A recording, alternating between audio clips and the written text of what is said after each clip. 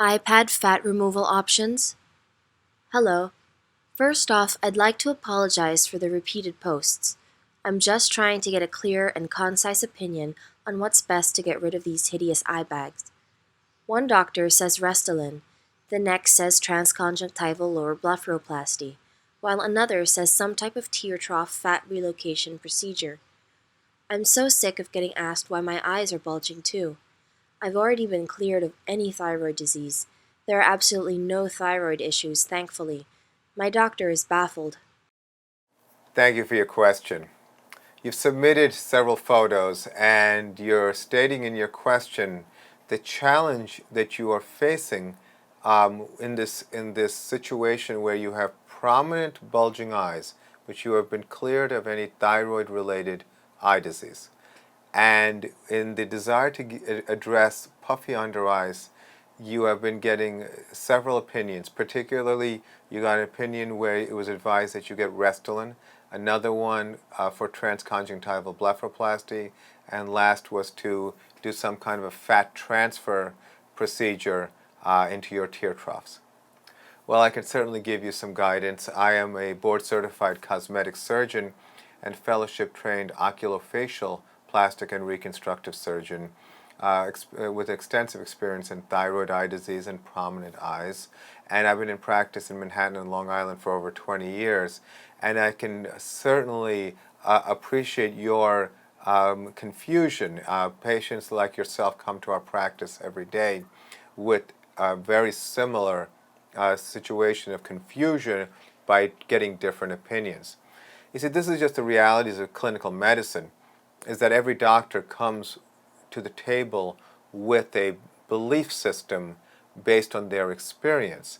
And a lot of times that experience may have certain limitations, which is why they may push you in one direction or another. So it's very, very important to understand what are the variables that are important to address in your anatomy that lead someone like myself to make a recommendation, and what are the risks of these options. So let's start with the least invasive, at least by terminology, the Restylane. Restylane, I think, would not be a good idea for you. I think that with due respect to the colleague who recommended this, they may be under the belief that if they augment the areas adjacent to the fat pockets, that the fat pockets will be less obvious. They may feel that if they did traditional eyelid surgery, which means doing an external incision, that they would potentially create a retraction. That can also be said about doing an internal approach. So they may be afraid that if they're a non-surgeon, then they're not going to do surgery, and they were going to recommend fillers. If they are a surgeon, they may feel that the technical aspects of the experience with prominent eyes may be a risk which they're not interested in taking in terms of that situation. So I'd advise against the Restylane. We see patients all the time who get Restylane in a similar situation or any hyaluronic acid filler, and we end up using hyaluronidase and dissolving the heck out of it and just getting rid of it so that we can start from scratch. To address the fat transposition idea, it has certain merit, but when you have prominent eyes, taking that fat and then moving it into the valley of the tear trough doesn't quite make sense to me logistically. The bulge of the eyeball itself is going to be hard to hide, and then you're going to create bulk in a space that's very limited. And I think it could potentially also create other problems. People always or very often have problems with lumpiness and even with eye restriction. And fat transposition has been fading amongst colleagues who, quote, discovered it a few years ago, even though this same idea has been recycled over and over. There's some value to it, but there's a very limited indication for it. So, as you might conclude, I would recommend a transconjunctival blepharoplasty. The key to it in my practice and the way I do things is to try to avoid the scenario where you could potentially get eyelid retraction, and technically it is more difficult to work when the eye is so prominent.